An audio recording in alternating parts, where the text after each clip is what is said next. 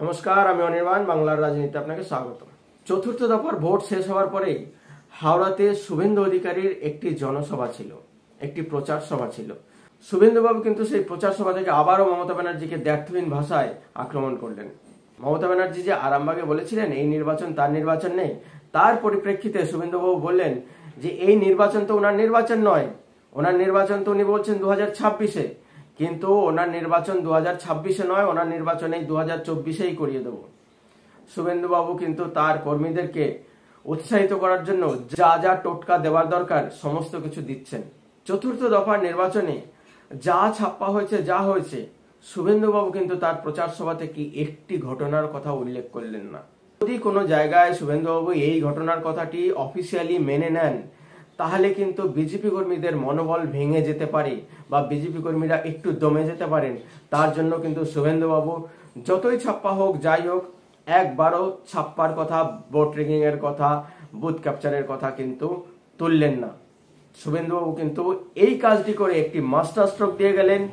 শুভেন্দুবাবু এই কাজটি করে একজন ম্যাচিওর বিরোধী নেতার কিন্তু পরিচয় দিয়ে গেলেন। এখানে শুভেন্দুবাবু শুধু এই সমঝদারির জন্য বিজেপি 3 থেকে 4% ভোট বেশি গ্যাদার করবে, নাহলে শুভেন্দুবাবু যদি এখানে এই ভুলটি করতেন 3 থেকে 4% বিজেপির পকেট ভোট থেকে কেটে যেতে পারত। শুভেন্দুবাবু কর্মীদের উৎসাহিত রাখার জন্য, তার জন্য যা যা করা দরকার একজন বিরোধী দলনেতা হিসাবে এবং সঠিক নেতা হিসাবে যা যা করার তিনি তাই কিন্তু করে যাচ্ছেন।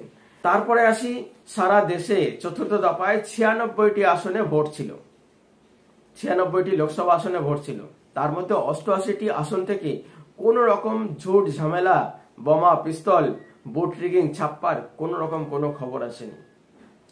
কিন্তু যা খবর এসছে, এই পশ্চিমবাংলার বুকে যে 8টি আসনে ভোট হয়েছে, সেই 8টি আসন থেকে এই ছাপ্পা, ভোট রিগিং, ভোট দখল, গ্রাম ঘিরে রাখা, মানুষের উপর অত্যাচার করা, মানুষকে মারা, বিরোধী প্রার্থীদের ঘিরে রাখা, বিরোধী প্রার্থীদের এগোতে না দেওয়া, বিরোধী প্রার্থীদের গাড়িতে ভাঙচুর করা, বিরোধী নেতাদেরকে সমস্ত জায়গায় পারমিশন থাকা সত্ত্বেও পৌঁছতে না দেওয়া, তার পুলিশের মাধ্যমে এই সমস্ত কাজগুলি সংগঠিত করেছেন। সঙ্গে ছিলেন তার ভাইয়েরা, সঙ্গে ছিলেন তার শেখ শাহজাহানের ভাইয়েরা। কিন্তু পশ্চিমবঙ্গের শাসক বিরোধী হাওয়া চলছে। মানুষ কিন্তু, প্রত্যেকটি মানুষ শাসক বিরোধী কথা বলছে। তারা কিন্তু সুযোগ পেলেই তাদের আঙুল কিন্তু প্রতিবাদের দিকে যাবে। সন্দেশখালী যেমন প্রতিবাদ করতে শুরু করেছে, তাদের ইভিএম এর মেশিনটা দেখলেও কিন্তু তাদের আঙুল কিন্তু প্রতিবাদের দিকে যাবে। ইভিএম এর মেশিন দেখলেও কিন্তু আঙুল কিন্তু তৃণমূলের বাটনে ভোট না পড়ে অন্য কোথাও ভোট পড়বে। তার জন্য কিন্তু বাংলা সম্পূর্ণভাবে তৈরি হয়ে গেছে। আসুন দেখি 4 তারিখে যে অনুমান করছি সমস্ত কিছু ঠিক হচ্ছে কিনা, বা কোথাও ভুল হচ্ছে, বা দিদি কোথাও গেম খেলে যাচ্ছে। কারণ গেম খেলার একটা ব্যাপার তো আছেই। কারণ 2021 দেখার পরে এই দিদির উপর কিন্তু আমাদের আর ভরসা নেই। এই দিদি কিন্তু নির্বাচনে জেতার জন্য মানুষ মারাতেও পিছপা হবেন না। মমতা ব্যানার্জি ভোটে জেতার জন্য পশ্চিমবঙ্গকে আবার রক্তস্নাত করতে ভুলবেন না। পশ্চিমবঙ্গের একটি তাজা প্রাণ নিতে কিন্তু মমতা ব্যানার্জি কোন রকম কসুর করবেন না। বিধানসভাতেও কিন্তু 72টি এরকম প্রাণ ঝরে গেছিল, এবং পঞ্চায়েত নির্বাচনেও 2023-এর 56টি এরকম তাজা প্রাণ ঝরে গেছিল।